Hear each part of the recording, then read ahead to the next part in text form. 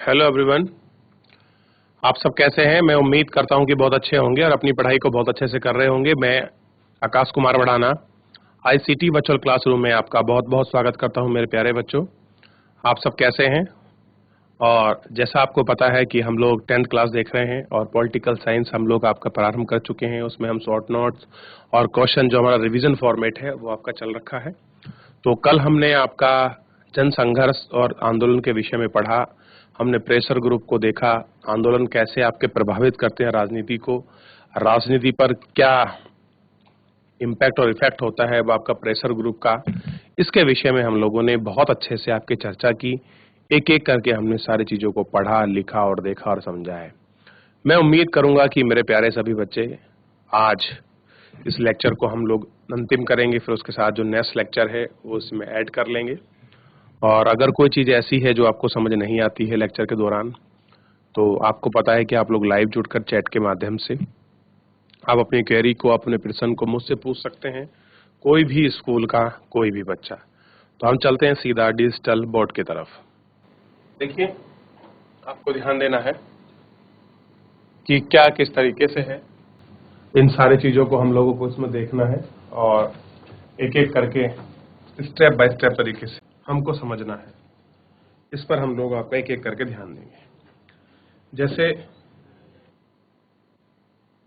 हमने पढ़ा था, जो लास्ट लेक्चर हम लोग आपका देख रहे थे, वो क्या देख रहे थे? दबाव समूह क्या है।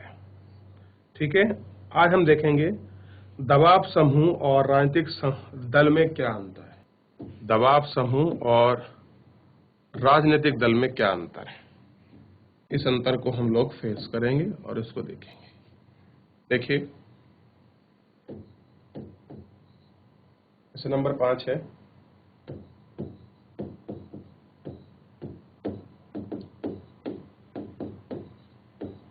दबाव समूह और राजनीतिक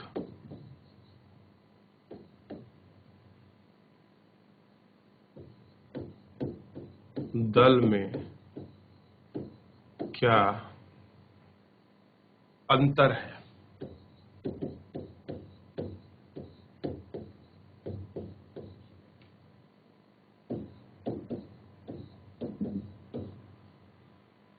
ध्यान देना है कि दबाव समूह और राजनीतिक दल में क्या अंतर है। देखिए,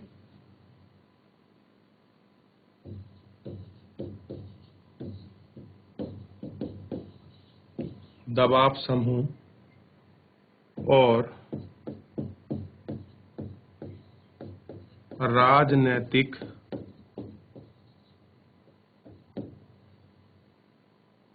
दल में निम्नलिखित अंतर है।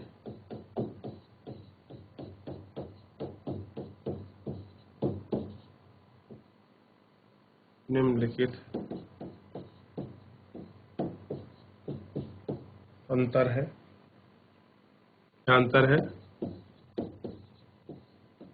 कि दबाव समूह सीधे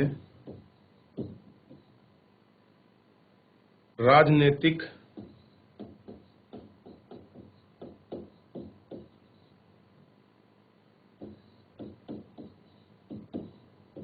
शक्ति को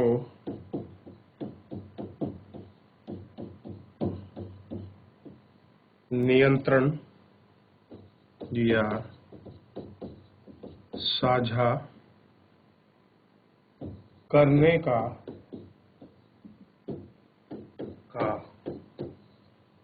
लक्ष्य नहीं रखते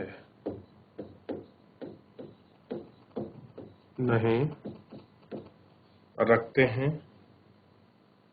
जबकि राजनीतिक दल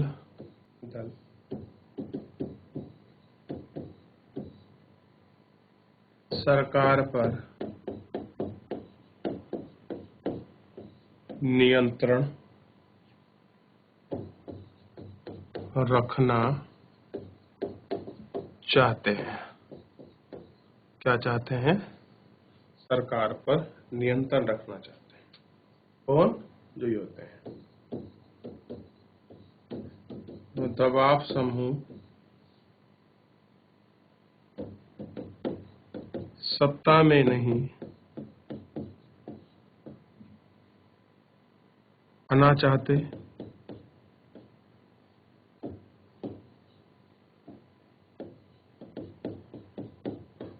आना चाहते, जबकि राजनीतिक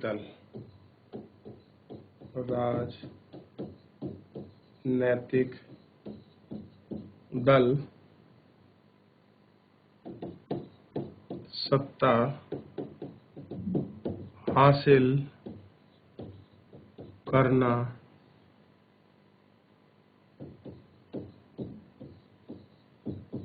चाहते हैं। कह रहे हैं कि जो आपके राजनीतिक दल है वो क्या करना चाहते हैं?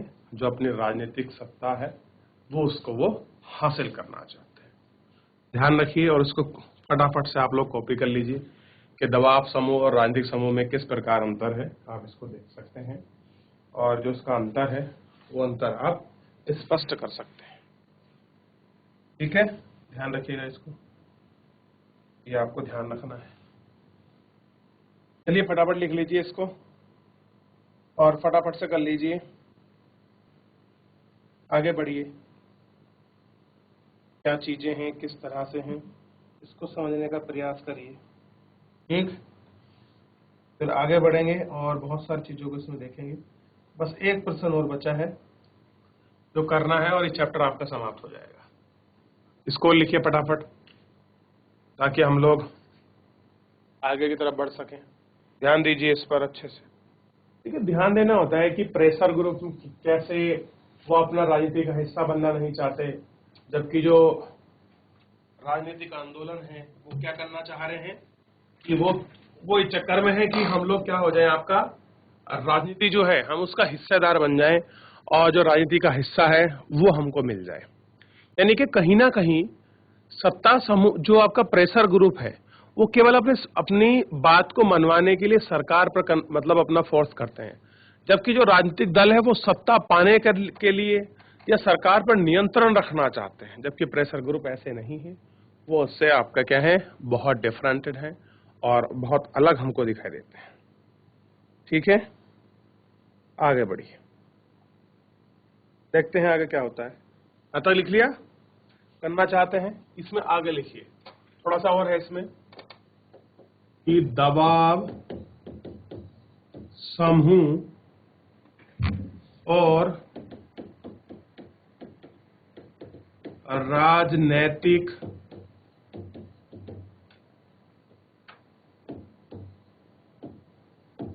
दल का निर्माण, बल्कि प्रेशर ग्रुप के लिख लीजिए,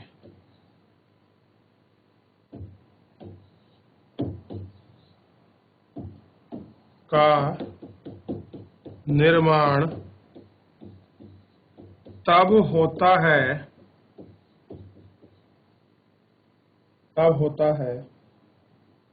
जब सामने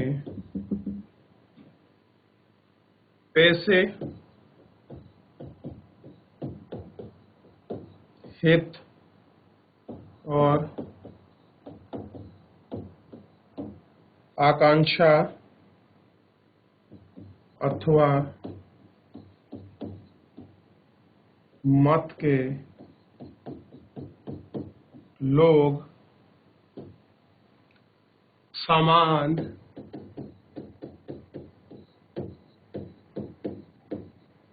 उद्देश्य को पाने में जुट जाते हैं,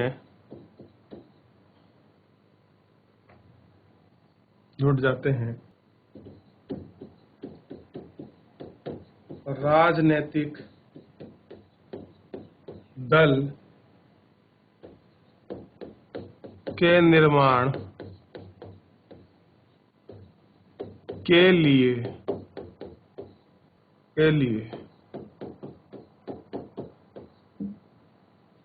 लोगों की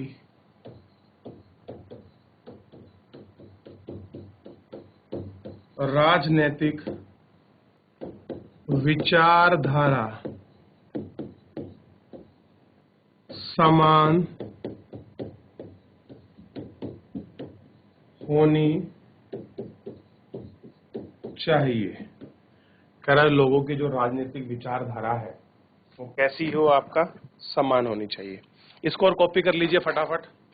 थोड़ा पीछे से दिखा देता हूं कि दबाव समूह का निर्माण तब होता है जब सामने पैसे ही तथा आकांक्षाओं का तथा मत के लोग समान उद्देश्य को पाने के लिए जुटे होते हैं और राजनीतिक दल के निर्माण के लिए लोग की राजनीतिक विचारधारा समान होनी चाहिए। क्लियर है? इसको देख लीजिए और एक आखिरी प्रश्न और है जो उसको कर लेते हैं, फिर हम क्या करेंगे, अपना नेक्स्ट चैप्टर की तरफ अपना रुख करेंगे। करिए इसको फटाफट से, लिख लीजिए और ध्यान देंगे इस पर हम लोग कि किस तरह से इंपॉर्टेंट हो रहा है, क्या सारी चीजें। कर लिया इतना, आगे बढ़ते हैं। समझिए और समझने का प्रयास करिए। कह रहे हैं जो संगठन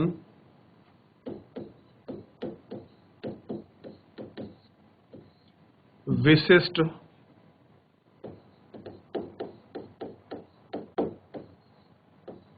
सामाजिक वर्ग जैसे मजदूर, कर्मचारी,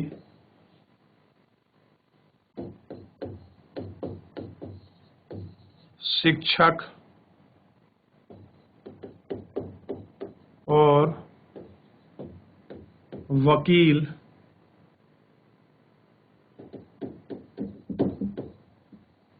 आदि के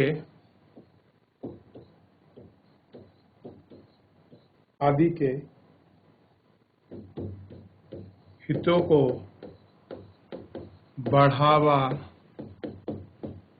देने की गतिविधि चलते हैं, उन्हें ...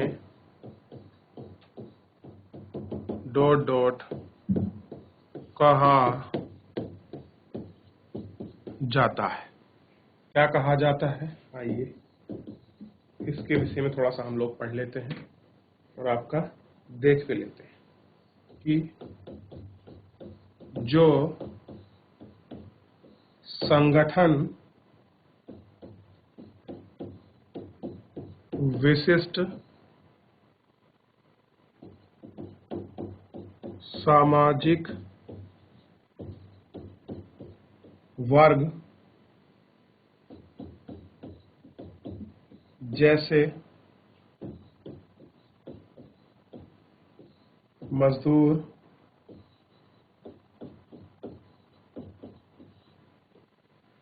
कर्मचारी, शिक्षक और वकील आदि के हितों को बढ़ावा देने की गतिविधियों चलाते हैं, उन्हें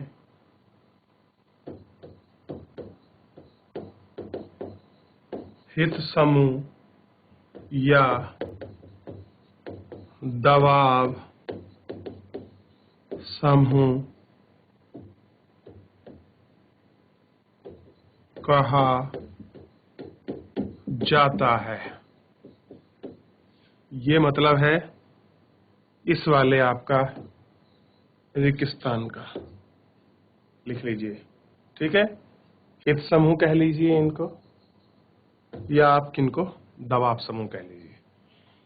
लिखिए फटाफट, यही आखिरी क्वेश्चन है क्योंकि हम ज्यादा नहीं लिख रहे इसमें, और इसको यही इंपॉर्टेंट करेंगे और हम बढ़ेंगे आगे की तरफ।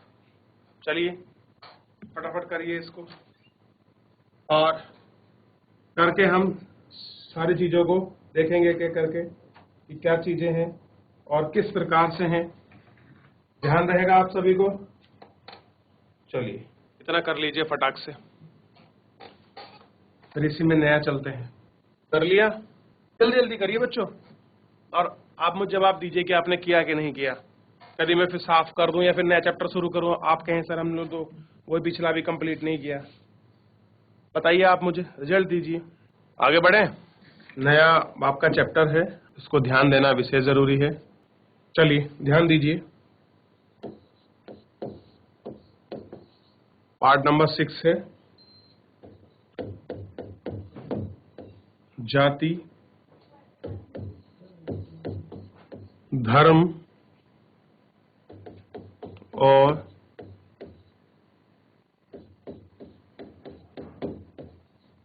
लैंगिक मसले, ठीक है। इस चैप्टर को आज हम लोग आपका प्रारंभ कर रहे हैं, ठीक है। आपको पता होना चाहिए कितना इंपॉर्टेंट है ये। 25/03/2022,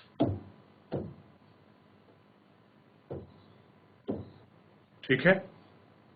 ये डेट है, याद रखना आपको। अच्छा, कितने बच्चों को याद है कि मैंने इस चैप्टर के माध्यम से जाति, धर्म और लैंगिक मसले को आपको सुलझाया था, और कैसे धार्मिक और सामाजिक और जाति को हमने बताया था कि हमारे संविधान में क्या उसका प्रोविजन है, क्या सारी चीजें की गई हैं, किस तरह से मेंशन है, इसके विषय में मैंने सभी को ऑलमोस्ट आपका बताया था। चलिए, आपको पता होना चाहिए बच्चों कि हमने जाति, धर्म और लैंगिक मसले के विषय में क्या पढ़ा था। हम कैसे आपका बात कर रहे थे जेंडर जो अनइक्वलिटी है उसको बैलेंस करने की, कैसे हम धर्म जाति को बात कर रहे थे कि एक समरूप सामाजिक समाज बनाने की। इस सब विषय में हम लोग बात कर रहे थे। ये सारी चीजें जो हैं आपको पता होनी चाहिए, और आप इनको बहुत अच्छे से एक एक करके आपको इन पर सब पर ध्यान देना चाहिए।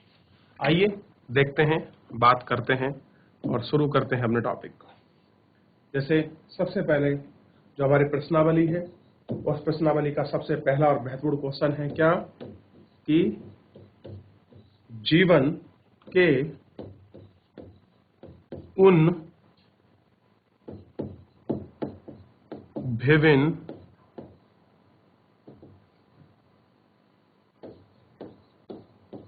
पहलुओं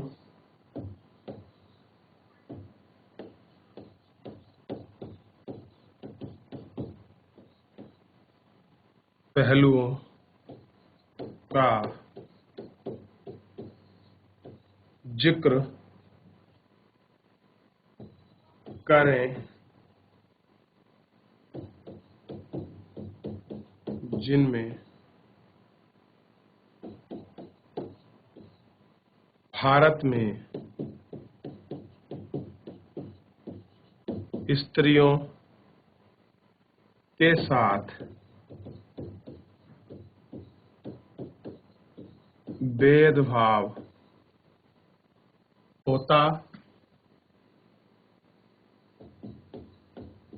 होता है या वे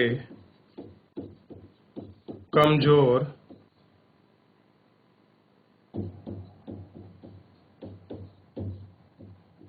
स्थिति में होती हैं। किसमें होती हैं? कमजोर स्थिति में होती हैं। इस पर हम लोग आपका बात कर रहे हैं। देखिए,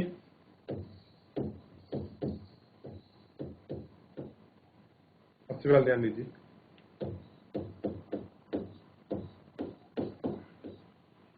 भारत में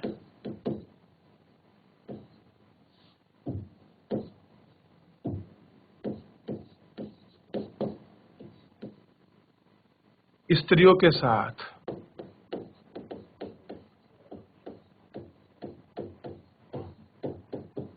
भेदभाव किया जाता है और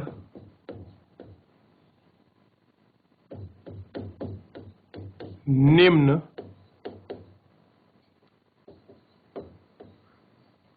तरीके, या कह सकते हैं निम्न तरीकों से वंचित किया जाता है। निम्न तरीकों से वंचित किया जाता है। उन्हें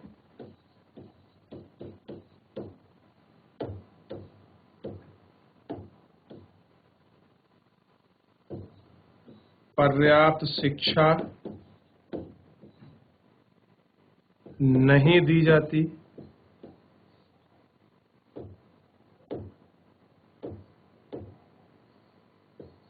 नहीं दी जाती है।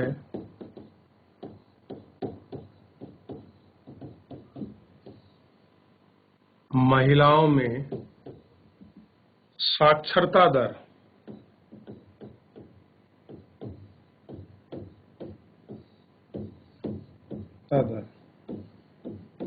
54% है। कैसी है? 54%। जबकि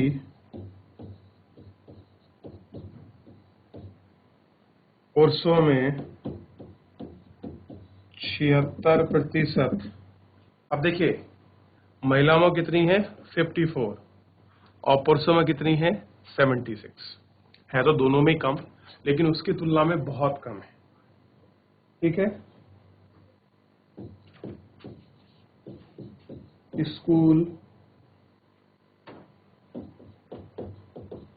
पास करने वाली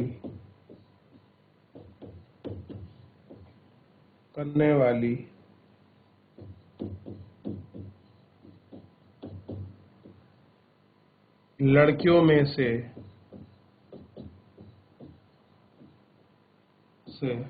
में कुछ ही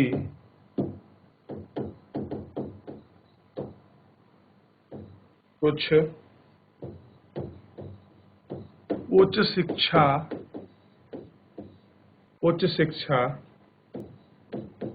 प्राप्त कर पाती हैं। कह रहे कि जितनी, अगर आप वहां बच्चे स्कूल पास करती हैं, उनमें से बहुत कम ऐसी होती हैं जो हायर जो एजुकेशन है उसको प्राप्त कर पाती हैं, क्योंकि माँ बाप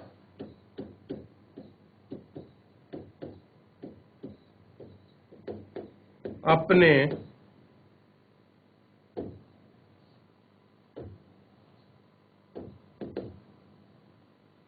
संसाधन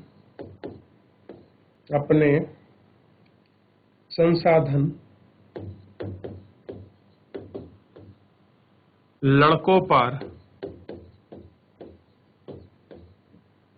खर्च करना ज्यादा पसंद करते हैं। ज्यादा पसंद करते हैं। क्या करते हैं? लड़कों पर पसंद करना ज्यादा पसंद करते हैं। दूसरा देखिए, उनके द्वारा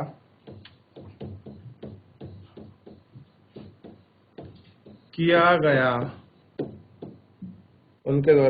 गया अधिकांश श्रम अवैतनिक है। कैसा है? उनको वेतन नहीं मिलता। जहां उन्हें उनके काम के लिए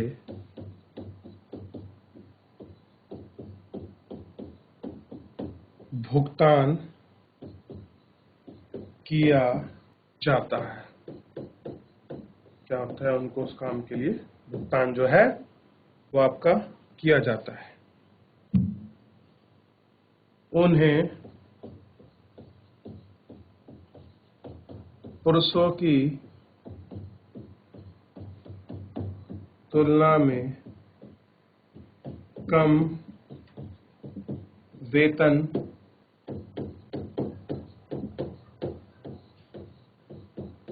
मिलता है। क्या मिलता है? उन्हें पुरुषों की तुलना में कम वेतन मिलता है। काम के हर क्षेत्र में महिलाओं को पुरुषों की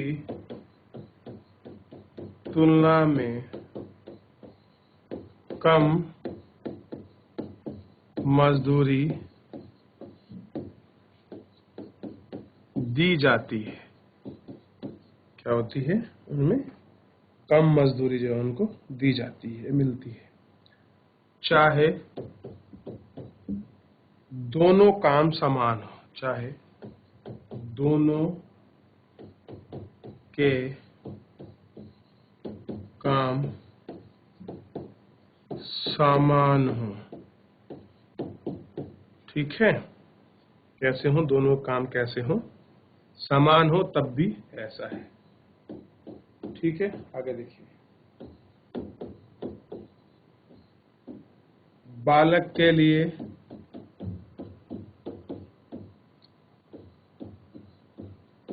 वरीयता के कारण देश के कई हिस्सों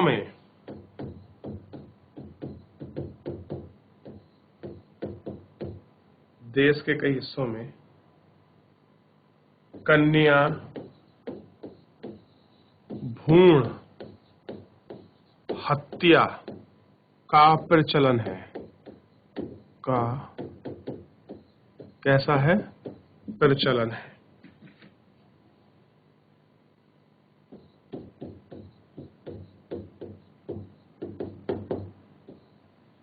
महिलाओं के उत्पीड़न, शोषण और घरेलू हिंसा की खबरें तो सामान्य बात है। कह रहे कि ये सारी चीजें कैसी हैं? आपका सामान्य बात है। तो इस तरह की चीजें क्या है हमारे समाज में जो है देखने के लिए मिल रही हैं, जो कन्या भ्रूण हत्या जैसे मामले। तो बच्चों, इन सभी पर विचार करना, इन पर गौर करना बहुत ही महत्वपूर्ण है, क्योंकि जो आपकी लैंगिक असमानता है और जो पुरुष मानसिकतावादी सोच है, आज भी कहीं ना कहीं पुरुष और आपके महिलाओं में आपका भेद किया जाता है। पुरुषों को यानी कि जो बालक हैं, खास करके मेल को ज्यादा आपकी प्रेफरेंस मिलती है, क्योंकि हमारे यहाँ आपके पैट्रियोटिक आपकी सोसाइटी है, यानी कि पितृ आपकी सत्तात्मक है। इसलिए कहीं ना कहीं महिलाओं के साथ बहुत सारी चीजों में अनदेखी होती है, चाहे वो काम को लेकर हो, चाहे वो शिक्षा को लेकर हो, चाहे जॉब में भेदभाव हो।